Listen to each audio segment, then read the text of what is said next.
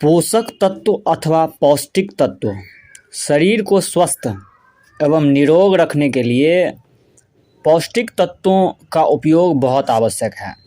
अगर शरीर को भरपूर मात्रा में पौष्टिक तत्व न मिले तो कई प्रकार की स्वास्थ्य संबंधी समस्याएं उत्पन्न हो सकती है।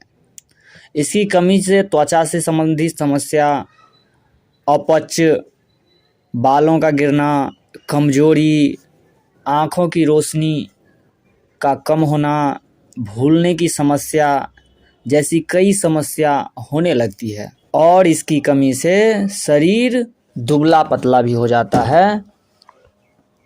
तो आइए हम समझते हैं किस पोषक तत्व से कौन से रोग होते हैं। इसे हम अभावजन्य रोग भी कहते हैं। चूँकि अभाव के कारण ये रोग हुआ, इसीलिए इसे हम क्या कहेंगे? अभावजन्य रोग। ठीक है, चलिए बढ़ते हैं। अगर मान लेते हैं किसी व्यक्ति में विटामिन की कमी हो जाए या किसी में खनिज लवण की कमी हो जाए, किसी भी चीज़ की कमी होगा तो उस व्यक्ति में उस चीज़ का अभाव हो जाता है और एक या एक से अधिक तत्व, पोषक तत्व का अभाव शरीर में रोग उत्पन्न कर सकता है, विकृति उत्पन्न कर सकता है। वे रोग जो लंबी अवधि तक पोषक के अभाव के कारण होते हैं उन्हें अभावजन्य रोग कहते हैं। कौन से रोग कहते हैं? अभावजन्य रोग कहते हैं। अगर अभावजन्य रोग में बात करें कि विटामिन है, अभावजन्य रोग है, लक्षण है ना। पहला है कि विटामिन ए का अगर कमी हो जाएगी तो कहते हैं दृष्टि क्षीणता हो सकता है, दृष्टिहीनता हो सकता है ना, रतौंधी जिसको बोलते हैं।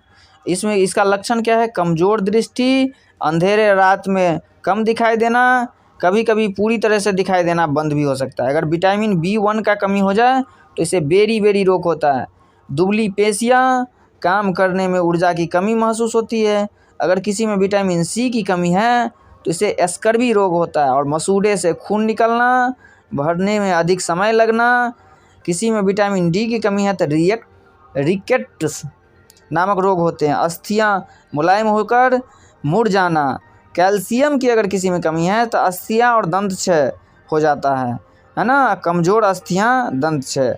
आयोडीन की कमी से घेंघा रोग हो जाता है।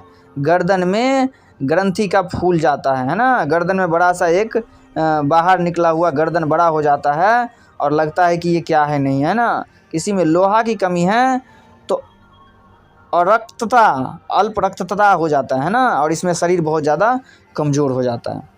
सभी अभावजन्य रोगों की रोकथाम का एक ही उपाय है, संतुलित आहार हमें लेना चाहिए इस तरह की रोगों से बचने के लिए, है ना। आप हमें कमेंट में लिखिए कि आपको क्या समझ में नहीं आया और इस वीडियो से अगर किसी को फ़ायदा हो सकता है तो उसके तक ज़रूर पहुंचाएं। आप सबों का पुनः एक बार धन्यवाद। आपका दिन शुभ हो।